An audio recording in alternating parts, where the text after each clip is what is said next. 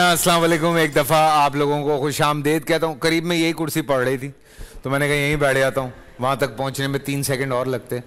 तो जनाब आलिम के बोल में आपको खुश आमदेद कहता हूँ। उलमाए कराम यहाँ पे मौजूद हैं। कल प्रोफेसर साहब आप बिज़ी थे, हमने आपको बड़ा मिस किया और ने भी मिस की। जी बिल्कुल वाक़तन हैं, इसमें कोई दो राय नहीं है। जो मुफ्ती साहब ने कहा वो दुरुस्त।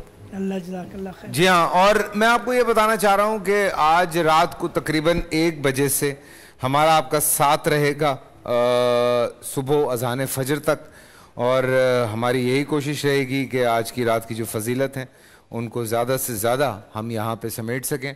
और हमारे उलमाए कराम भी हमारे साथ होंगे, पाकिस्तान के नामवर नात ख़ां हमारे साथ होंगे। आप सबको अभी से दावत है जी, मिस मत कीजिएगा, आज रात की ट्रांसमिशन ज़रूर देखिएगा। और ये सिलसिला हमने 3-4 दिन से शुरू किया कि हमारे बहुत सारे बहन भाइयों ने हमें बहुत सारे सवालात भेजे और उन सवालात के जवाबात हम अपने सवालों में कई दफ़ा ये होता है कि ऐसे मौजू निकल आते हैं कि जिस पे फिर हम मज़ीद बातें कर लेते हैं। तो सबसे पहले एक सवाल है, ये ज़रा तफसीलन सवाल है, मैं इसको ज़रा छोटी करके बता रहा हूँ क्योंकि होता ही है कुछ लोगों की ये शिकायत है फजल भाई कि कुछ मसाजिद जो हैं वो कब्ज़े की जगहों पे बना ली जाती हैं या कब्ज़ा कर लिया जाता है वहाँ पे। तो ऐसी जगहों पे नमाज पढ़ने का क्या हुक्म है? क्या ऐसी जगह पे नमाज हो सकती है या नमाज कबूल हो जाती है?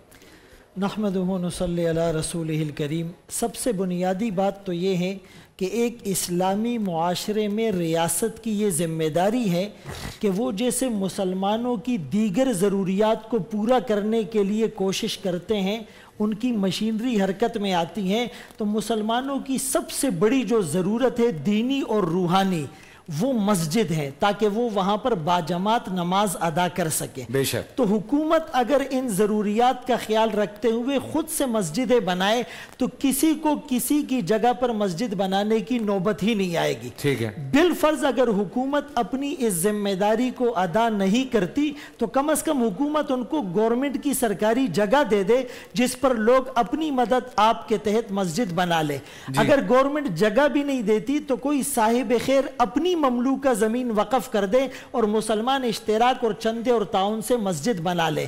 बिलफर्ज अगर ये सारी सूरतें नहीं हुई और कोई खाली ज़मीन थी और वहाँ पर मुसलमानों ने मस्जिद बना ली, तो अब देखिए मस्जिद शरई का हुक्म यह है कि वो वक़फ़ हो, और वक़फ़ के लिए ज़रूरी है कि वो ममलूका और उसका कोई मालिक हो।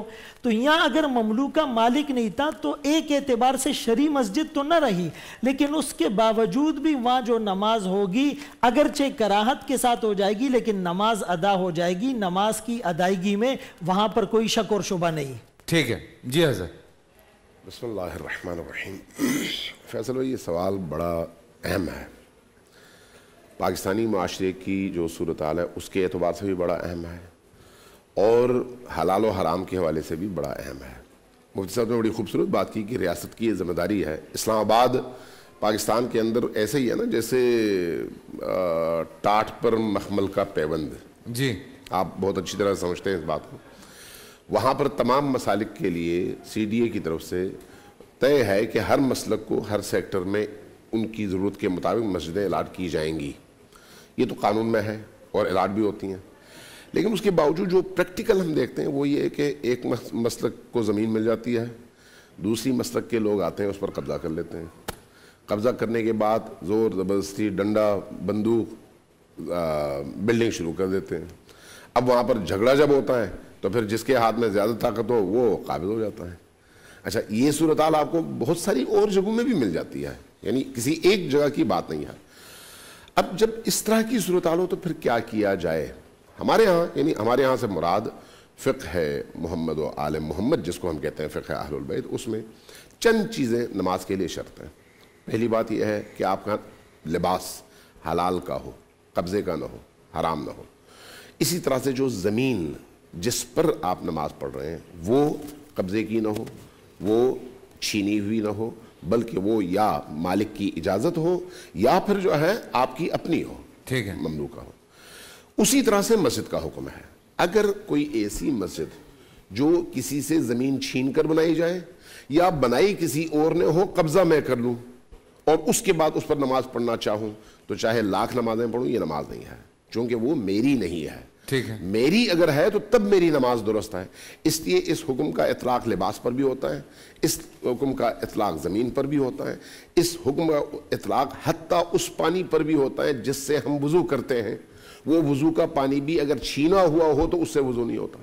وضو اگر آپ نے کیا تو اس سے آپ نماز نہیں پڑھ سکتے, لباس سے بھی آپ نماز نہیں پڑھ سکتے, جگہ پر بھی اس جگہ پر آپ نماز نہیں پڑھ سکتے. لہٰذا نماز چونکہ انسان اور خدا کے درمیان رابطے کا سب سے اہم ذریعہ ہے, اس کو ہر صورت میں پاک, پاکیزہ اور حلال ہونا چاہیے. ٹھیک ہے فیصل بھائی, میں اس میں کچھ ایڈ کرنا چاہتا ہوں. بسم اللہ الرحمن الرحیم. حرام دو طرح کا ہوتا ہے, ایک حرام لعینی ہی ہے اور ایک حرام لغیری ہی ہے. بعض اوقات کوئی چیز اٹ سیلف اپنی ذات میں حرام ہوتی ہے اور بعض اوقات اپنی ذات میں تو حرام نہیں ہوتی, لیکن اس میں خارج سے کوئی ایسی چیز آ کر ساتھ میں لگ جاتی ہے جو اسے حرام قرار دے دیتی ہے. اب آپ دیکھیے کہ آپ صلی اللہ علیہ وسلم نے فرمایا کہ جس نے کسی کی زمین پر قبضہ کیا قیامت کے دن, اور فرمایا ایک بالش برابر زمین پر بھی قبضہ کیا تو قیامت کے دن وہ جگہ اس کے گلے میں طوق بنا کر ڈال دی جائے گی. اگرچہ یہ ریاست کی ذمہ داری ہے کہ وہ اہل اسلام کے لیے مساجد کی تعمیرات کا اہتمام کرے, لیکن اگر بالفرض کسی علاقے میں مسجد نہ بھی بنی ہو تو کیا اس کا یہ مطلب ہوگا کہ ہم کسی مقام پر کسی اور کی زمین پر قبضہ کرنے کے بعد وہاں پر مسجد تعمیر کر دیں؟ تو یقیناً اس کا جواب یہی ہے کہ اگر کسی مقام پر قبضے کے ساتھ مسجد تعمیر کی جاتی ہے تو پہلی بات یہ شرعاً حرام اور ناجائز ہے. ٹھیک ہے, وہاں پر اگر کوئی نماز ادا کرے گا تو اگرچہ نماز تو ادا ہو گئی, یعنی قانونی اور شرعی طور پر یہ ہوگا کہ نماز لوٹانی نہیں ہے, لیکن کیا اس نے یہ بہت اچھا کام کیا؟ تو اس کا جواب یہ ہے کہ اس نے یہ حرام کا ارتکاب کیا. میں معذرت چاہ رہا ہوں, انجان ہے اس چیز سے, تو اس کے لیے تو کچھ ایسا دیکھیے, لا یکلف اللہ نفسا الا وسعہا. اگر ایک شخص کی معلومات میں ہی نہیں ہے کہ یہ قبضے کی جگہ ہے تو ظاہر ہے کہ اس صورت میں تو وہ اس شرعی وعید کا جو ہے وہ مخاطب نہیں ہوگا. اسی کانٹیکسٹ میں میرے خیال سے مفتی سبحان بھی یہی بات کر رہے ہیں. میں وہی ایگزیکٹلی کہہ رہا ہوں کہ لیکن اس کے ساتھ اگر کوئی یہ بات آپ ایڈ کر دیتے ہیں کہ بعض اوقات ہمارے یہاں دیکھیے کہ مساجد میں باقاعدہ لوگ ایک دوسرے کی قبضہ کرتے ہیں, اور یہ بہت معذرت کے ساتھ کی میں بات عرض کر رہا ہوں, اور مجھے یہ کہنے میں کوئی عار نہیں ہے کہ بعض اوقات ہمارے ہاں مذہبی افتراق اور انتشار اس قدر بڑھ جاتا ہے کہ مساجد پر بھی قبضہ ہوتا ہے, اور ان مساجد پر قبضہ ہونے کی صورت میں بعض اوقات یہ سیکٹیرین وار کی طرف بات چلی جاتی ہے. لوگ اماموں کو قتل کر دیتے ہیں, مساجد کے جو ذمہ داران ہیں ان کے ساتھ جنگ و جدال کی کیفیت جو ہے وہ شروع ہو جاتی ہے. تو لہٰذا بالخصوص پاکستان کے اس ماحول میں ہمیں چاہیے کہ مساجد میں ایک دوسرے کی قبضہ کرنا, اماموں کو قتل کر دینا, یہ ایک ایسا سلسلہ ہے کہ جو یقیناً کسی بھی صورت میں اس میں کوئی جواز کی بات نہیں ہونی چاہیے, اور بہت سختی کے ساتھ ایسے رویوں کی مذمت ہونی چاہیے. ماشاءاللہ. اور دیکھیں ہم الحمدللہ پہلے روزے سے کیا لاسٹ ایئر سے ایک ہی کوشش میں ہیں, اور ہم سب کی یہی کوشش رہی ہے لاسٹ ایئر بھی اور اس سال بھی, کہ یہ جو ایک یکجہتی ہے تمام مسالک کے درمیان اس میں زیادہ سے زیادہ پیش رفت کی جائے. اور الحمدللہ ہمارے جتنے عالم مفتی صاحبان یہاں پہ موجود ہیں سب نے اس میں بہت پیش رفت کی ہے اور اپنی طرف سے ہر ممکن کوشش کی ہے. ہمارے ساتھ مفتی ابو محمد صاحب بھی تھے, مفتی حنیف قریشی صاحب بھی رہتے ہیں, تو سب کی یہ کوشش رہی کہ یار کسی نہ کسی طرح سے جو ہے, باقی ہمارے جتنے یہاں پہ مفتی حضرات ہیں, علامہ صاحب ہیں, ان کی بھی یہ کوشش ہے کہ یہ جو پیار ہے یہ اسی طرح سے قائم و دائم رہے, آپس کی چھوٹی موٹی رنجشیں ہیں ان کو ختم کیا جائے. مفتی رشید احمد صاحب ہمارے ساتھ آج موجود ہیں. السلام علیکم, آپ کو خوش آمدید کہتا ہوں میں.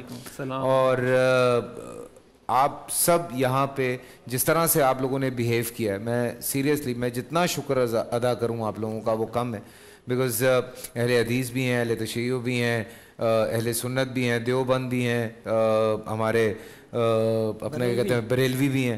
سو یہ سب یہاں پہ بیٹھ کے جو ہے وہ اس طرح سے بات کرتے ہیں.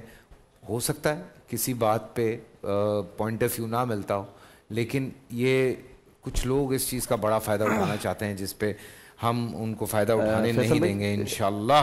فیصل بھائی قبلہ, اس میں یہ گزارش کرنی ہے جو مسجدوں کے حوالے سے بات ہوئی ہے کہ کسی بھی عبادت گاہ پہ قبضہ نہیں کرنا چاہیے کسی دوسرے مسلک کو، اور یہی ہم اس دن بھی بات کر رہے تھے کہ ضروریات کے تحت جو مساجد پہ لکھا جاتا ہے کہ یہ دیوبند مسلک کی ہے، یہ بریلوی مسلک کی ہے، یہ انتظامی مسئلہ ہوتا ہے، یہ کوئی وہاں پہ وہ والا مسئلہ نہیں ہوتا۔ لیکن اب ایک صورتحال یہ ہے کہ جس میں بہت سارے اداروں کی بھی مداخلت ہوتی ہے۔ بعض دفعہ یہ ہوتا ہے کہ اگر آپ حکومت کی کسی جگہ پر قبضہ کرتے ہیں، اس کا کوئی پلاٹ ہے اور اس پہ کوئی چیز بنی ہوئی ہے، وہاں قبضہ کرتے ہیں تو ظاہر ہے وہ شرعاً جائز نہیں ہے۔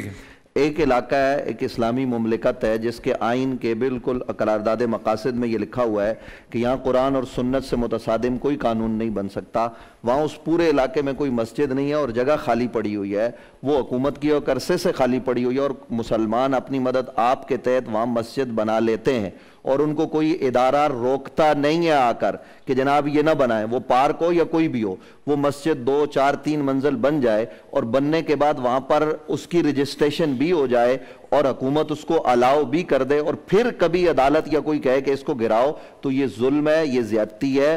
آپ کے پاس ادارے موجود ہیں، پولیس موجود ہے، انتظامیہ موجود ہے، آپ یہ سمجھتے ہیں کہ اس زمین پر مسجد پہلے دن نہیں بننی چاہیے تو نہیں بننی چاہیے۔ ہوتا کیا ہے کہ وہ ادارے ملوث ہو کے کہتے ہیں ہم اجازت بھی دے دیں گے، سب کچھ کریں گے، جب قانونی تقاضے پورے ہو جائیں گے تو پھر اس کے بعد وہ مسجد ہی کی جگہ ہے، پھر آپ اس کو قبضے والی جگہ نہیں کہہ سکتے جب آپ نے تمام اداروں سے اجازت لے لی۔ اللہ جزائے خیر دے، بہت اچھی وضاحت کی۔ یہاں تھوڑا سا فرق ہے، ایک ہے گورنمنٹ کی جگہ ہے، ایک ہے کسی آدمی کی انڈیویجول انفرادی جگہ ہے، تو دونوں کے احکام الگ ہے، اس کو واضح کیا جائے۔ کسی کی ذاتی جگہ پر قبضہ کرنا اس کے احکام الگ ہیں، اور جیسے انہوں نے کہا گورنمنٹ کی جگہ ہے اور اس پر یہ صورتحال ہے تو اس کے معاملات تھوڑے سے الگ ہوتے ہیں۔ ٹھیک ہے جی، لیکن جو انجان ہے جی پروفیسر صاحب آپ یہ صحیح، بالکل یہ جو ہمارے شیخ صاحب نے فرمایا ہے اس میں فرق کرنا پڑے گا ہمیں۔ ایک زمین ہے، گورنمنٹ کی زمین ہے، ٹھیک ہے، زمین چھوڑی ہوئی گورنمنٹ نے مسجد بنانے کے لیے کچھ، لیکن اس کا NOC نہیں دے رہے، اجازت نہیں دے رہے، اور لوگ مل کر مسجد پر کسی قبضہ، کسی ذاتی ملکیت نہیں ہے۔ ایک ملکیت کے دو معنی، ایک تو گورنمنٹ کی ملکیت ہو اور ایک یہ ہے کہ سب ایک شخص کی ملکیت ہو، وہ آپ اس میں بالکل ناجائز ہے۔ لیکن ایسی گورنمنٹ مسجد سکیم ہے، اس میں گورنمنٹ مسجد کی جگہ چھوڑی ہوئی ہے لیکن NOC نہیں دے رہے، مثال کے طور پر اب لوگوں نے اپنی ضرورت کے تحت مسجد بہت ضرورت ہے تو بنا لی، اس کو ہم قبضے کی جگہ کہیں گے، یہ گورنمنٹ کی طرف چھوڑی ہوئی جگہ ہو۔ ایک تاثر یہ جا رہا ہے، میرے خیال ہے مفتی صاحب اگر خود وضاحت کریں کہ گورنمنٹ کی جگہ پہ قبضہ کر کے مسجد بنائی جا سکتی ہے، میرے خیال ہے کہ مفتی صاحب اگر جی جی تاثر تو ڈاکٹر صاحب کی بات سے یہ جا رہا تھا کہ یہ ساری مسجدیں قبضے کی ہے۔ اصل میں ہم نے وضاحت اس لیے کی، جیسے نوید عباسی صاحب نے اس کو بہت کھولا کہ بالکل بھی ایسا مناسب نہیں ہے۔ میں نے جو پہلی گفتگو کی تمہیدی کہ گورنمنٹ کی کوئی خالی جگہ نظر آئے اور ہم جا کے مسجد بنا لے، ایسا بالکل الاؤ نہیں، میں اس کی بالکل اجازت۔ ایک بات یہ بتاؤں، جو اربن علاقوں میں رہتے ہیں یا جو شہروں میں رہتے ہیں شاید وہ اس سے اتنا نہ بات کو انڈرسٹینڈ کر پائیں، بیکاز جو اربن ایریاز ہیں، جو سرٹن شہری علاقے ہیں، وہاں پہ اس طرح کے مسئلے مسائل نہیں ہیں۔ یہ کچھ بہت چھوٹے چھوٹے علاقے ہوتے ہیں جہاں پہ اس طرح کے تھوڑے بہت مسئلے مسائل ہو جاتے ہیں۔ کراچی میں کلفٹن میں پچھلے سال یہ ہوا ہے، وہ تھوڑا سا ہوا تھا لیکن وہ مسئلہ پھر بعد میں سارٹ آؤٹ ہو گیا، لیکن ہاں وہ کلفٹن والی مسجد کا تھوڑا سا ایک ایشو ہوا تھا، لیکن چونکہ وہاں پہ مسجد موجود ہے اور وہ الاٹڈ ہے، ایز مسجد الاٹڈ ہے، تو وہ تو اس وجہ سے وہاں پہ نہیں ہوا۔ آگے بڑھیں گے، ابھی حال ہی میں بہت ایک بڑی ڈرائیو چلی جس میں پروفیسر صاحب، یہ میں پہلے آپ کی طرف آؤں گا، جس میں یہ کہا گیا کہ نہیں یہ بھیک بند کی جائے، ٹھیک ہے جی، کہ ہم نے بھیک نہیں دینی ہے، اور اس حوالے سے کراچی میں بہت کام ہوا ہے اور اللہ کا شکر ہے کہ اس میں کچھ 70% کامیابی ملی بھی ہے۔ لیکن جو اصل سوال اس میں آیا ہے، جو مانگنے کے لیے آتا ہے، جو آ رہا ہے آپ کے پاس مانگنے کے لیے، اس کو جھڑکنا، اس کو ڈانٹنا جائز ہے، ایک یہ پوائنٹ ہے۔ دوسرا پوائنٹ یہ ہے جو مانگنے آ رہا ہے وہ جس طرح سے آپ کی جان کو آ جاتا ہے، دونوں پوائنٹ آف ویو میں ڈسکس کر رہا ہوں، کہ وہ گاڑی کا شیشہ بجاتا رہتا ہے، وہ جب تک آپ کوئی کام بھی کر رہے ہیں، گاڑی میں بیٹھ کے کسی سے بات بھی کر رہے ہیں، کوئی میٹنگ بھی کر رہے ہیں، آپ فون پہ بھی ہیں، وہ شیشہ بجاتا رہے گا، وہ آپ سے پیسے مانگتا رہے گا۔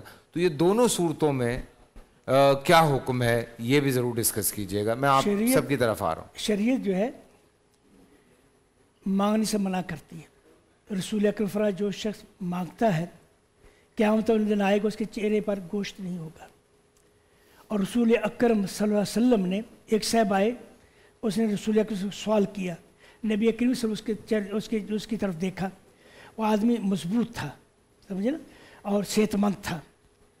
تو آپ نے اسے کہا کہ صدقہ جو لا یجوز لغنی ولا ذی مرۃ سوی, جو آدمی صحت مند ہے کما سکتا ہے, غنی ہے, اس کے لیے صدقہ جائز نہیں ہے, مانگنا جائز نہیں ہے. ٹھیک ہے. پھر آپ ایک دفعہ ایک صاحب آئے, اس نے سوال کیا, تو آپ نے فرمایا تیرے گھر میں کوئی چیز ہے؟ کہنے کہ ہاں یا رسول اللہ, 2 چیزیں, ایک کلہاڑی ہے, اس کا دستہ کلہاڑی, اور میرا کچھ ٹاٹ ہے جو ہم پہنتے ہیں. فرمایا لے آؤ میرے پاس. لے آئے تو رسول اکرم صلی اللہ علیہ وسلم نے صحابہ کے سامنے پیش کیا, کون ہے جو مجھ سے خرید لیجیے؟ ایک صحابی نے کہا یا 1 درہم میں خریدتا. آپ نے فرمایا کون ہے جو اس سے زیادہ پیسے دے؟ تو اس صحابی نے کہا میں 2 درہم دوں گا. نبی اکرم اس سے پیسے لیے, 2 درہم لیے, اور اسے کہا یہ 1 درہم اپنے گھر میں دو, کھانا خریدو دو, اور 1 درہم سے تم جاؤ جو اس کا رسی خریدو جو ضروری ہے, جا کے لکڑیاں کاٹو, اور 1 مہینے تک میں تمہیں نہ دیکھوں. رسول اکرم تو اسلام بھیک مانگنے سے بالکل منع کرتا ہے. اور یہ جو اس طرح کرتے ہیں وہ بھیک مانگتے ہیں, اسے پیشہ ور ہوتے ہیں. اس کے پاس قارون کا خزانہ بھی ہو, بھیک ہی مانگتا رہے گا, سمجھے نا, بلکہ وہ دوسروں سے خوشحال ہوگا. تو اسلام کہتا ہے ایسے لوگوں کو بھیک دینا جنہوں نے بھیک کو پیشہ بنا لیا ہے. یہ تو بھیک کی حوصلہ افزائی کرنا ہے. ہمیں ایسے لوگوں کو دینا ہے جیسے عزیز و اقارب میں کو آتا ہے, آپ کہتا ہے میں اس تکلیف میں میرے اللہ کے لیے مدد کرو, وہاں آپ کے لیے مدد کرنا فرض ہے, ضروری ہے, سمجھے نا. تو بھیک کی اسلام مذمت کرتا ہے, بھیک کو پسند نہیں کرتا, اور اسلام کو کہتا ہے ہر شخص اپنی جو اللہ طاقت اس کے کمانے کی کوشش کرے. اللہ اکبر. جی مفتی صاحب, آپ سے بھی اس بارے میں جاننا چاہوں گا کہ ظاہر سی بات ہے آپ کو پتہ ہے یہ پوری ایک ڈرائیو چل رہی تھی جس میں بھیک مانگنے پہ کافی بند کیا. ڈانٹے وہ صرف اچھی بات کرے, اما السائل فلا تنہر, ڈانٹو نہیں سائل کو, اسے یہ چل بھاگ جا, ایسے نہیں کرنا.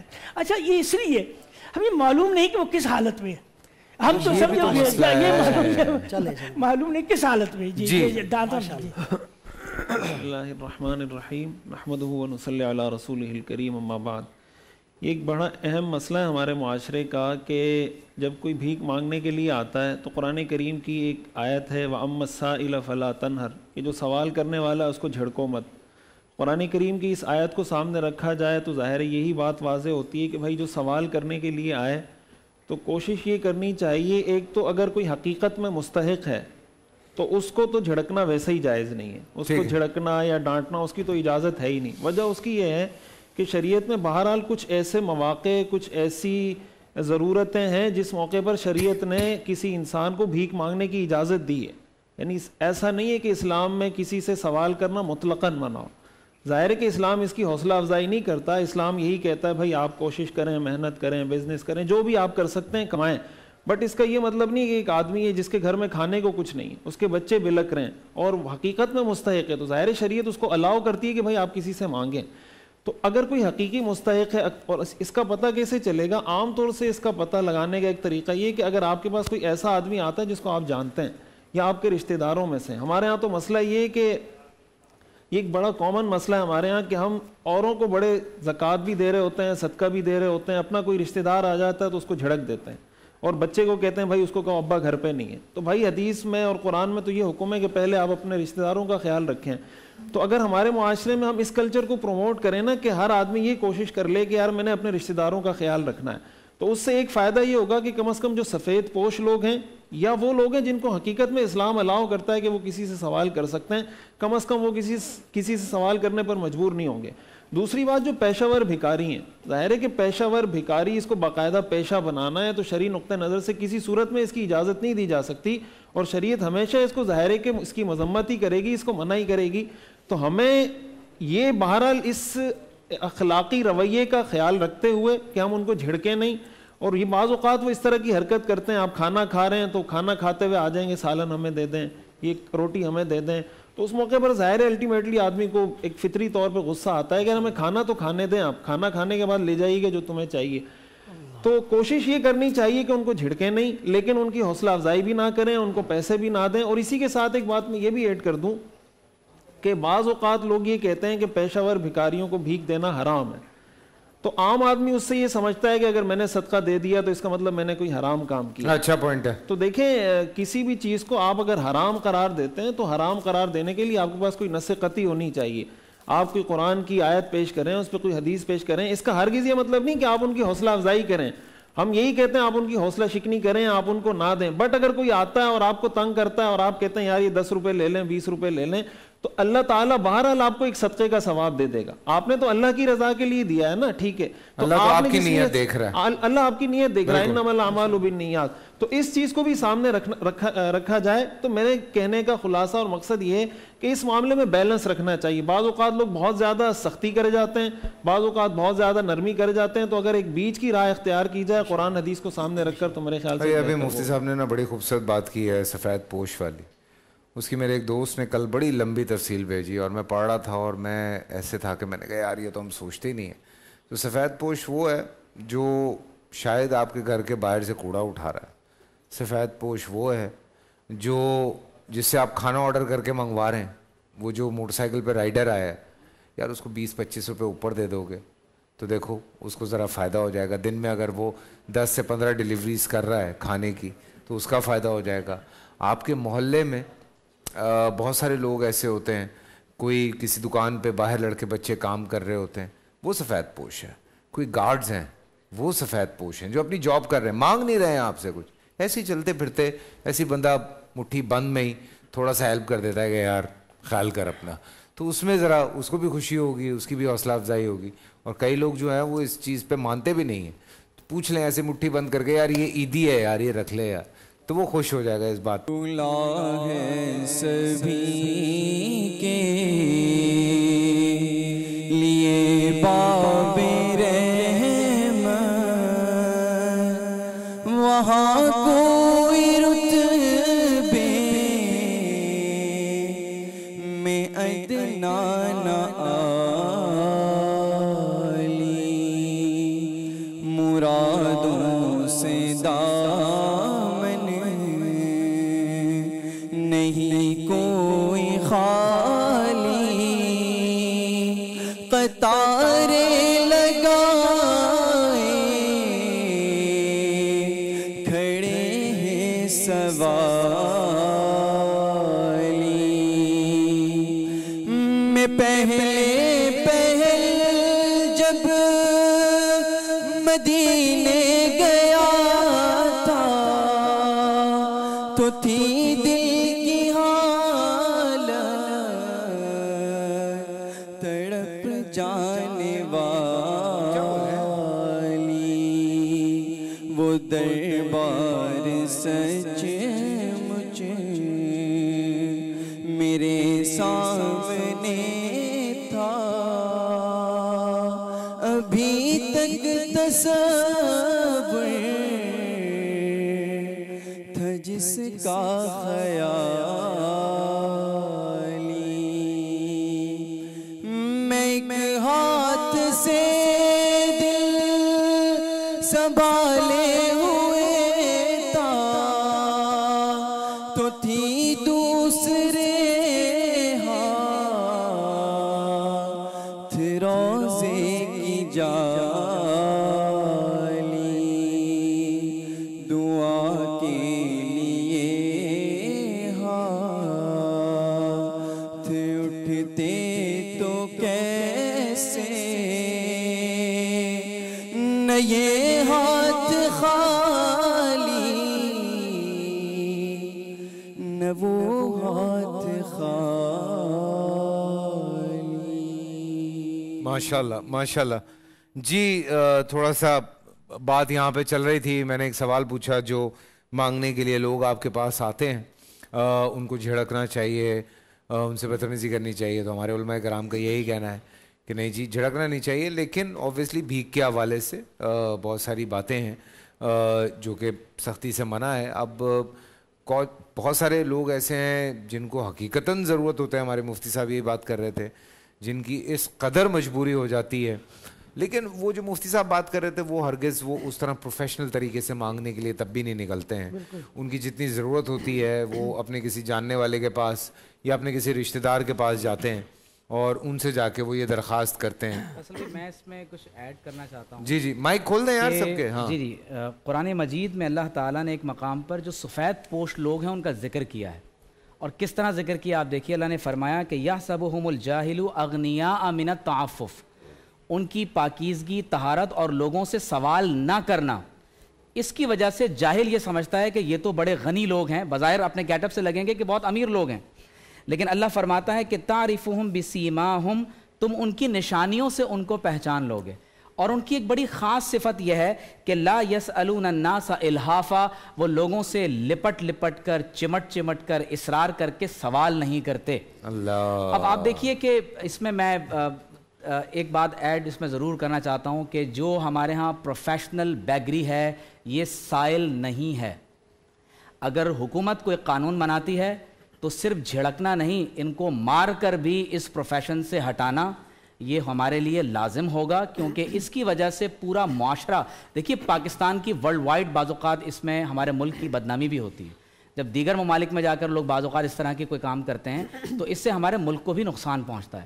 تو دو باتیں ہیں, وَأَمَّا السَّائِلَ فَلَا تَنْهَرْ, جو واقعتاً سوال کرنے والا ہے اس کو جھڑکنے کی اجازت نہیں. وَفِي أَمْوَالِهِمْ حَقٌّ لِلسَّائِلِ وَالْمَحْرُومِ, متقین کے مالوں میں اللہ تعالیٰ نے سوال کرنے والے اور محروم لوگوں کا حصہ رکھا ہے. لیکن جو پروفیشنل بیگرز ہیں یہ سائل نہیں ہیں, یہ باقاعدہ ہمارے یعنی معاشرے کے اندر ایک ایسی بیراہ روی کو جنم دینے والے ہیں کہ جس کے سبب ان لوگوں کو یقینی طور پر بزور طاقت روکنا چاہیے. بھیک مانگنے کے لیے بعض اوقات بچوں کو اغوا کیا جاتا ہے, ان کو معذور کیا جاتا ہے, ماؤں کو ان کے بچوں سے دور کیا جاتا ہے. تو میں سمجھتا ہوں کہ یہ صرف بیگری نہیں ہے, اس کے ساتھ بہت سارے بڑے بڑے جرائم جڑے ہوئے ہیں, اس کو بزور طاقت روکنا چاہیے. جی ہاں, اس دن ہم نے دیکھا بچے کا ہاتھ بالکل ایسے لٹک رہا تھا یار. دیکھیں جب سوال پوچھا جاتا ہے تو اس کے کئی زاویے ہوتے ہیں اور ہر عالم کے سامنے وہ زاویے ہوتے ہیں, لیکن وقت کم ہوتا ہے بالکل, تو وہ کسی ایک اینگل سے بات کرتا ہے. تو میں بھی یہاں پر ان کی تائید میں بات کروں گا کہ جیسے مفتی صاحب نے کہا کہ بھائی اس کو حرام نہ کہا جائے, تو بذل المجہود کے اندر اور بعض کتابوں میں لکھا ہے جو پروفیشنل بیگرز ہوتے ہیں یہ مافیا ہے, اور یہ یعنی لوگوں کو گناہ کے کاموں سے روکنا یہ ہمارا فرض ہے. میں اس کو ریفریز کر لیتا ہوں. وَلَا تَعَاوَنُوا عَلَى الْإِثْمِ وَالْعُدْوَانِ, اسی طرح فرمائے جب تم میں سے کوئی برائی کو کرتا ہوا دیکھے تو اپنے ہاتھ سے روکے, ہاتھ سے نہیں روک سکتا تو زبان سے روکے, زبان سے روکنے کی طاقت نہیں تو دل میں برا سمجھے. تو اگر ہم ان لوگوں کی حوصلہ شکنی نہیں کریں گے تو ایک تو یہ کہ یہ گناہ اور ان کا یہ مکروہ دندہ یہ بڑھتا چلا جائے گا, اور جو سفید پوش لوگ ہیں وہ محروم ہو جائیں گے. اب اس کو ختم کرنے کا ایک طریقہ تو گورنمنٹ سٹیپ لے, ان کو باقاعدہ سزائیں دے, نمبر ایک. دوسرے نمبر پر طریقہ یہ کہ ہم زکوٰۃ اور صدقات کا ایسا ٹرانسپیرنسی والا میکینزم بنائے کہ کسی کو مانگنے کی ضرورت نہ پڑے. شیخ سعدی رحمت اللہ علیہ کے گھر پر دوست آیا اور کچھ رقم کا مطالبہ کیا بطور قرض, انہوں نے اٹھا کر دے دیا. گھر آ کر شیخ سعدی رحمت اللہ علیہ رونے لگے. بیوی نے کہا کہ اگر آپ کو یہ یقین تھا کہ یہ رقم لوٹائے گا نہیں تو آپ نہ دیتے, دے کر رونے اور پچھتانے سے کیا فائدہ. فرمانے لگے اس لیے نہیں رو رہا کہ دوست لوٹائے گا نہیں, رونا اس بات پر آیا میرا دیرینہ دوست ہے, مجھے اس کی ضرورت کا خود سے احساس اور پتہ کیوں نہیں چلا. اللہ اکبر, اللہ اکبر. بھائی اس میں ایک بات یہ عرض کرنا چاہتا ہوں, الناس علی دین ملوک ہیں, ہمارے حکمرانی بیکاری ہیں. ہم جا کے کس کس سے کیا کیا نہیں مانگتے, ہم اپنی قوم کو یہ تعلیم دے رہے ہیں کہ جناب وہ مانگے نہیں. جب آپ کے حکمران مانگتے ہیں, آپ نے مانگنے کو باقاعدہ ایک شعبہ بنا دیا ہے. یہاں بڑے بڑے وزراء ملوث ہیں جو لوگوں کو باضابطہ اور باقاعدہ لا کر سڑکوں پر بٹھاتے ہیں, اور آپ کے چوک اور چوراہے بکے ہوتے ہیں, اور باقاعدہ اس کا حصہ تھانے سے لے کر اوپر تک ہر شعبے کو پہنچتا ہے. پوری ذمہ داری کے ساتھ بات کر رہا ہوں, کسی نے نوٹس کرنا ہو تو مجھے کرے, چینل کو کچھ نہ کہے, پوری ذمہ داری کے ساتھ یہ بات کر رہا ہوں. وزراء سے لے کر آپ کے کئی طرح کے لوگ ملوث ہیں اور کوئی بولنے کو تیار نہیں ہے. وہ بیچارہ جو سندھ کے کسی دیہات سے آیا ہے وہ واقعتاً مستحق ہے، یہ بھی میں آپ کو بتا رہا ہوں، لیکن اس کو لا کر بٹھایا جاتا ہے، اس کی بنیاد پر زمینوں پر قبضے کیے جاتے ہیں، بڑی بڑی زمینوں پر، دوسروں کی زمینوں پر۔ ہمیں مسجد کے حوالے سے تو بات یاد ہے کہ یہ مسجد یہاں بننی چاہیے قبضے کی یا نہیں بننی چاہیے، اس پر تو لبرلز اور سیکولر لوگوں کو بڑا درد اٹھتا ہے، لیکن اس پر کیوں نہیں اٹھتا کہ باضابطہ اور باقاعدہ ایک آدمی کی زمین ہے اور وہاں پر جگیدار اور وڈیرے ان لوگوں کو لا کر وقتی طور پر بٹھاتے ہیں، بیٹھتے بیٹھتے جھگی بنتے بنتے وہاں پر بلڈنگ بننا شروع ہو جاتی ہے، اور وہ غریب آدمی عدالتوں کے دھکے کھاتے کھاتے اس کی زندگی گزر جاتی ہے۔ کراچی میں کئی ایسی جگہ ہیں جن کے نام لے کر ہم نشاندہی کر سکتے ہیں۔ تو بنیادی طور پر مسئلہ یہ ہے جو میں نے کہا نا، ہمارے حکمران بیکاری ہیں، نہ صرف وہ بیکاری ہیں بلکہ انہوں نے قوم کو بھی بھیک مانگنے پر لگا دیا ہے۔ اس وقت جو علماء بات کر رہے ہیں وہ توجہ طلب اور غور طلب بات یہ ہے فیصل بھائی کہ پاکستان میں جو مہنگائی ہے، جو اس وقت آپ کے ملک کے اندر یہ جو طوفان آیا ہوا ہے، کتنے لوگ تھے جو سفید پوش تھے، جو بیچارے مڈل کلاس کے تھے، اب وہ بالکل نیچے جا چکے ہیں، ان کے گھر کا گزر اوقات نہیں ہو رہا، وہ بیچارے تو مانگنے کے لیے نہیں جا رہے۔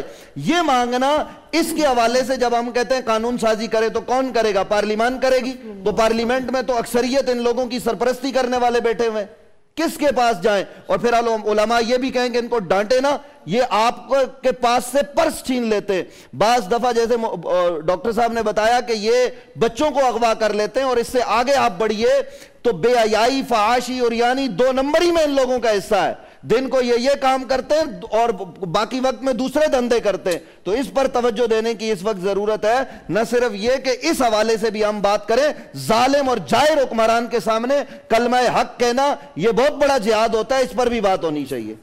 دیکھیے ہاں میں بالکل شاہ صاحب آ رہا ہوں، یہ جو بات کر رہے ہیں مفتی نوید صاحب، ٹیکنیکلی اگر دیکھا جائے دنیا میں ہم نے بہت سارے ممالک میں یہ سسٹم دیکھا ہے،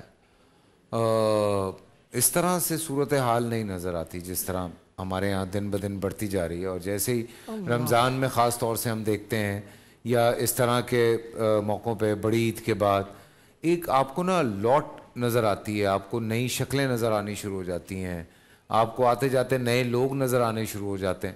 تو اس سے انڈرسٹینڈ آپ کر سکتے ہیں خود بھی کہ بھائی یہ اوبویسلی ایک پروفیشنل طور پہ یہ سارا کچھ چل رہا ہے۔ آپ کی معلومات میں تھوڑا سا اضافہ کر دوں، یہ سیزنل کام ہے۔ جی بالکل سیزنل، اور اس کے پیچھے ٹھیکیدار ہیں، ٹھیکیداروں کے پیچھے مافیا ہے۔ کیا کیا بات کریں گے یہاں پہ بیٹھ کے؟ مصیبت یہی ہے، دیکھیں آپ حج کے سیزن میں دیکھیں، یہاں سے جہاز بھر کر لوگ جاتے ہیں حج پہ۔ ہاں بالکل۔ کن لوگوں کو لے کے؟ انہی لوگوں کو ویزا ملتا ہے۔ مجھے اس دن محمد علی شاہ صاحب بھی یہ بتا رہے تھے، ویزا ملتا ہے نا ان کو۔ بالکل۔ کیسے ملتا ہے؟ اچھا کسی کا ہاتھ ٹوٹا ہوا ہے، کسی کا منہ ٹیڑھا ہے، کسی کی ٹانگ مڑی ہوئی ہے، کسی کوئی اپاہج نظر آ رہا ہے، کسی کی آنکھیں بینگی ہیں، چل نہیں سکتا لیکن مانگ سکتا ہے۔ آپ اگر مکہ چلے جائیں حج کے سیزن میں، آپ کے ہوٹل سے لے کر مسجد الحرام تک لائن لگی ہوتی ہے، لیکن بنگلہ دیشی بھی ہیں۔ سوال یہ ہے کہ یہ لوگ کیا خود سے جاتے ہیں؟ کیا ان کو ویزا ملتا ہے؟ اگر ویزا ملتا ہے تو کسی سسٹم کے ذریعے سے ملتا ہے، تو وہ سسٹم اس کا مطلب ہے ملوث ہے۔ جو لوگ یہاں سے لے کر جا رہے ہیں وہ ملوث ہیں۔ اسی طرح جس طرح سے حج پہ یہ ہوتا ہے، ہم نے اپنی آنکھوں سے دیکھا ہے نا۔ اب عجیب ہے، میں نے خود اپنی آنکھوں سے دیکھا، ہم چڑھ رہے تھے غار ہرا پہ، تو غار ہرا کتنا اونچا ہے، لائن اوپر سے نیچے تک لگی ہوئی ہے۔ اب ہر بندے کے ٹوپی کے اندر آپ کم سے کم بھی 1 ریال ڈالیں، وہ 1 ریال پاکستانی کتنا بنتا ہے؟ اچھا اب جب میں نے خود اپنی آنکھوں سے دیکھا، آگے جا کے میں کھڑا رہا، میں نے دیکھا پیچھے سے ایک بندہ آتا ہے بوری لے کے، ہر ٹوپی اس بوری میں خالی کرتا ہے، ٹوپی رکھ دیتا ہے، پھر آگے بڑھتا ہے۔ شاہ صاحب آپ کہاں آ رہا ہوں، اس کو میں کمپلیٹ کر لوں۔ جی جی۔ یہی حال اب جو ہے عراق میں شروع ہو چکا ہے۔ وہاں بھی شروع ہو عراق میں وہ کیسے؟ چونکہ حج میں تو 25 سے 30 لاکھ لوگ ہوتے ہیں، عراق میں 40 کے ایام میں تقریباً 3 کروڑ بندے ہوتے ہیں۔ اب یہ 3 کروڑ بندے 80 کلومیٹر کے فاصلے پر محیط اس سڑک پہ بھرے ہوتے ہیں 10 دن پورے۔ یہ جو ہمارے پاکستانی حضرات، میں نے وہاں پر پاکستانیوں کو دیکھا، یہ جب جاتے ہیں تو وہاں پر کس عنوان سے؟ اسی طرح سے کوئی لنگڑا ہے، کوئی گھسیٹ رہا ہے اپنے آپ کو۔ بعد میں عراقی حکومت نے ان کو پکڑا، اور جب پکڑا ان کے انٹرویوز کیے تو پتا چلا کہ یہ تو ایک پورے مافیا کا حصہ ہے۔ اب وہ جو مافیا ہے وہ یہی پاکستان سے جاتا ہے نا، اب کس کی ذمہ داری بنتی ہے؟ پاگل ہیں، اتنی محنت کر رہے ہیں حکومت. جب تک حکومت ان چیزوں کی سرپرستی کرے گی یا حکومت کے اندر موجود لوگ سرپرستی کریں گے تو یہ صورتحال تو کبھی بھی ختم نہیں ہو سکتی. بسم اللہ الرحمن الرحیم. 26ویں روزے کی افطار ہو چکی ہے اور اوبیسلی اب ہم سب داخل ہو چکے ہیں 27ویں روزے کی طرف. اور جیسے ہمارے علماء کرام کہتے ہیں کہ بہت حد تک یہ ممکن ہے کہ شاید آج رات ہی لیلۃ القدر ہوتی ہے، اور اس حوالے سے آج ہم نے اسپیشل ٹرانسمیشن بھی رکھی ہے یہاں پہ. اور علامہ صاحب بات کر رہے تھے، شاہ صاحب ہم نے آپ کی بات کاٹ دی، میں معذرت چاہتا ہوں، لیکن آپ سے پروفیسر صاحب نے شکایت کی ہے بریک میں کہ آپ اکیلے جا رہے ہیں، پروفیسر صاحب کو نہیں لے کے جا رہے. حضور کہتے ہیں کہاں کا منصب کہاں کی دولت، قسم خدا کی یہ حقیقت، جنہیں بلایا ہے مصطفیٰ نے وہی مدینے کو جا رہے ہیں. حضور تو اس آس پہ جیتا ہوں، کہہ دے یہ کوئی آ کر کہ چل تجھ کو مدینے میں سرکار بلاتے. حضور پہلے تو اللہ اس کے رسول کی بارگاہ سے جب اذن ہوتا ہے تو حضرت اسباب خود ہی بن جاتے ہیں. تو انشاءاللہ سب کے لیے دعائیں ہیں. اور ویسے بھی رمضان میں عمرہ کی بڑی فضیلت ہے. اللہ کے پیارے حبیب صلی اللہ علیہ وسلم فرمایا جس نے رمضان میں عمرہ کیا ایسا جیسے اس نے میرے ساتھ حج کیا. تو اللہ حضور کے ہر غلام کو، ہمارے تمام علماء کو، پورے پینل کو، بول کی پوری ٹیم کو حج اور عمرے کی سعادت عطا فرمائے. تو مبارک لمحات ہیں ماشاءاللہ. حرمین طیبین میں لاکھوں لاکھ عاشقان رسول اس وقت بھی بیت اللہ کا طواف کر رہے ہیں، حضور کے دربار پہ حاضر ہیں. تو اللہ ان سب کے طواف کا صدقہ اور جو سلام کے لیے مدینہ طیبہ ان سب کے صدقے اللہ پاکستان کو سلامتی عطا فرمائے، ہماری حاضری کو مقبول فرمائے. تو مدینے سے بلاوا آ رہا ہے، میرا دل مجھ سے پہلے جا رہا ہے. واہ واہ میرے دل مجھ کو بھی مدینے لے چل، اکیلا کیوں مدینے جا رہا ہے. واہ واہ واہ. فیصل بھائی آج 27 رمضان ہے اور شاہ صاحب ماشاءاللہ کیا گفتگو کر رہے ہیں. ہمیں یہ بھی یاد رکھنا چاہیے لیلۃ القدر بھی ہے آج. شاہ صاحب یہ بھی بتائیں قوم کو کہ آج یوم پاکستان بھی ہے، یعنی آج کی شب اللہ نے 27 رمضان المبارک اور جمعہ اور جمعرات کی درمیانی شب پاکستان بنا. ماشاءاللہ توجہ مفتی نوید عباسی صاحب نے حضور اہلیہ نے پاکستان کے لیے اور ہماری قوم کے لیے یہ بڑی سعادت ہے کہ 27 رمضان المبارک اور شب جمعہ. اور پھر آپ دیکھیں کہ اس وقت بیت اللہ کا دروازہ پاکستان کی سمت ہے. حضرت حضور علیہ السلام کے قدمان میں پاکستان ہے اور یہاں اولیاء اہل بیت کے مزالہ و جلوہ گر ہیں، لیکن ہمارے اعمال برے ہیں، لیکن یہ کہ نفوس قدسیہ کا فیضان ہے. شاہ صاحب بچوں کے پاس آئیے نا، بچوں سے بات کریں، میں ہاتھ دھو کے آ رہا ہوں. اللہ اتنے پیارے پیارے بچے بیٹھے ہوئے، آپ ویسے ہی جا رہے ہیں، کمال ہو گیا. آج میں نے تمہیں کچھ کھانے کے لیے نہیں دیا کسی نے؟ ماشاءاللہ بڑے پیارے پیارے بچے، آج ان کی روزہ کشائی ہے. بیٹا کیا نام ہے آپ کا؟ الویرا. الویرا ماشاءاللہ روزہ رکھا تھا آج ماشاءاللہ. ماشاءاللہ. آپ کا بیٹا کیا نام ہے؟ نیشا. نیشا ماشاءاللہ روزہ مبارک کو پہلا روزہ ہے ماشاءاللہ. بیٹا مائک لے، کیا نام ہے آپ کا؟ مائک قریب کرے. میرا نام محمد انس ہے. واہ واہ واہ ماشاءاللہ روزہ رکھ رہے ہیں ماشاءاللہ. جی آگے بہن کو بھی دیں. بیٹا آپ کا نام کیا؟ قرات. قرات واہ واہ کیا پیارا نام ہے ماشاءاللہ. شہزادی بن کے آئی ماشاءاللہ. آگے دیں. بیٹا کیا نام ہے؟ میرا نام فبیہ ہے. فبیہ ماشاءاللہ روزہ مبارک کو کیا کھایا تھا سحری میں؟ محمد انس. محمد. بیٹا سحری میں کیا کھایا تھا آپ نے؟ سحری میں کچھ نہیں کھایا یار؟ بغیر سحری کے روزہ رکھا ہے؟ کریم مائک سحری میں کچھ دیا ہی نہیں، سحری میں اٹھایا نہیں. یا اللہ مائک تو قریب کریں. اچھا بعض بچے روزہ رکھنا چاہتے ہیں. اچھا ماشاءاللہ ماشاءاللہ کون سی؟ ہاں ماشاءاللہ. اچھا بیٹا آپ بھی لے نام بتائیں، کیا نام ہے آپ کا؟ میرا دوست جو ہے مجھے آوازیں مار رہا ہے، سن رہے ہیں آپ؟ کیا نام ہے بیٹا آپ کا؟ کیا نام ہے بیٹا؟ محمد. واہ واہ برہان ماشاءاللہ. بھائی پیاری پیاری دعا یاد ہے؟ کھانا کھانے سے پہلے کی دعا کسی کو یاد ہے؟ ہاں سنائیں، مائک دیں جلدی سے دیں. شاباش بڑی پیاری دعا یہ پڑھیں گے، جلدی سے مائک دیں. بچوں کی حوصلہ افزائی کیا کریں، یہ ہمارا مستقبل ہے. خاص طور پہ والدین بچوں کو ٹائم دیں، ان کا قرآن اچھا کرائیں. پڑھیں بیٹا. بسم اللہ وعلی برکت اللہ. ماشاء سبحان اللہ. بھائی یہ یاد رکھیں، اللہ کے پیارے حبیب صلی اللہ علیہ وسلم فرمایا اپنے بچوں کو 2 چیزوں کی تعلیم ضرور دیں. نمبر فرمایا 1 کہ میری محبت نبی کا عشق اور حضور نے فرمایا میرے گھر والوں کی اہل بیت کی محبت, اور تیسرا فرمایا قرآن کی تعلیم.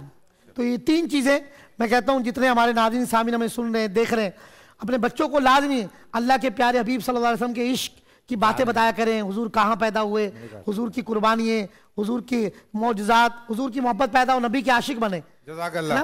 کہ محمد سے وفا تو نے تو ہم تیرے ہیں, یہ جہاں چیز ہے کیا لوح قلم. شاہ صاحب خیر خیریت سے جائیے, ہم سب کے لیے وہاں دعا کیجئے. اور رات کو ماشاءاللہ سحری میں تو ہے نا آپ ہمارے ساتھ, رات کو بڑی پیاری نشریات ہے سر. رات 1 بجے سے اس وقت پاکستان کے نامور اور صلاح خان یہاں موجود ہوں گے. جی بالکل ماشاءاللہ علماء کرام آپ ہیں نا, آپ جا تو نہیں رہے بھائی سحری میں خواہ خواہ اتنا آپ کو ٹائم دے رہا ہوں انشاءاللہ. کل رات کو روانگی ماشاءاللہ. ویسے ماشاءاللہ اس میں کوئی شک نہیں, فیصل قریشی بھائی نے ہمارے ساتھ بہت پیارا وقت گزارا, پچھلے سال بھی اس سال. ایک پیاری بات ہے کہ ان کے اندر تکبر نہیں ہے اور ماشاءاللہ بڑی محبت سے ملتے ہیں. اللہ آپ کو عزت عطا فرمائے, بڑے پیارے بچے ہیں اللہ پاک سب کو زندگی دے. اور میں شکریہ ادا کرنا چاہ رہا ہوں جی سب سے پہلے KFC کا, تھینک یو KFC کا کہ تمام یار پروفیسر صاحب میں آپ کی طرح مڑا, آپ KFC نہیں کھا رہے یار, یہ کیا کر دیا آپ نے پروفیسر صاحب. جی پاکستان کے بہت بڑے بڑے نام جو یہاں پہ نعت رسول مقبول پیش کریں گے, ان کے ساتھ ساتھ ہمارے علماء کرام ہمیں یہاں پہ جوائن کریں گے. یہاں پہ بڑی خصوصی دعا کی جائے گی اللہ تعالیٰ کی بارگاہ میں کہ جو تھوڑی بہت ہماری شکایتیں, اللہ تعالیٰ ہماری دعائیں سنے اور ہمیں ان تمام مشکلات سے باہر نکالے. آج صرف اپنے لیے دعا نہیں کرنی ہے, آج پورے ملک کے لیے, تمام مسلمانوں کے لیے ہم نے آج یہاں دعا کرنی ہے. تو اس دعا کا ضرور شریک بنیں اور ہماری یہی کوشش ہے کہ اللہ تعالیٰ ہم سب کو ہر مشکل سے باہر نکالے. مجھے فی الحال اجازت دیں, اب تو آج تو اور جلدی آپ سے ملاقات ہو رہی ہے, تو خیال رکھیں, مسکراتے رہیں. پاکستان زندہ باد. اور 27ویں رات کے ساتھ, لیلۃ القدر کے ساتھ, میں آپ کو پاکستان کی بھی مبارکباد دیتا ہوں. ملتے ہیں چھوٹی سی بات کے بعد. اپنا خیال رکھیں, اللہ حافظ. پورا سال انتظار تھا مجھے اس رمضان میں. 30 دن 6 ٹیمز, 12 کنٹیسٹنٹس اور کیش کا پاؤں. اب گیم وہ ہوگا جسے آپ کا نہیں جس میں جو کرنا تھا کر لیا. لاکھوں عوام کو دینے کا ذمہ ان میں حصہ. شور گونجے گا ہر گلی نکڑ اور دکان. رمضان لیگ بنے گی آپ کی پہچان. نعرہ لگے گا تو پارا چڑھے گا. گیم شو ایسے چلے گا. رمضان لیگ روزانہ شام 7 بجے صرف بول انٹرٹینمنٹ پر. بول انٹرٹینمنٹ کے شوز دیکھنے کے لیے ہمارے چینل کو سبسکرائب کریں اور بیل آئیکن پر کلک کرنا نہ بھولیں.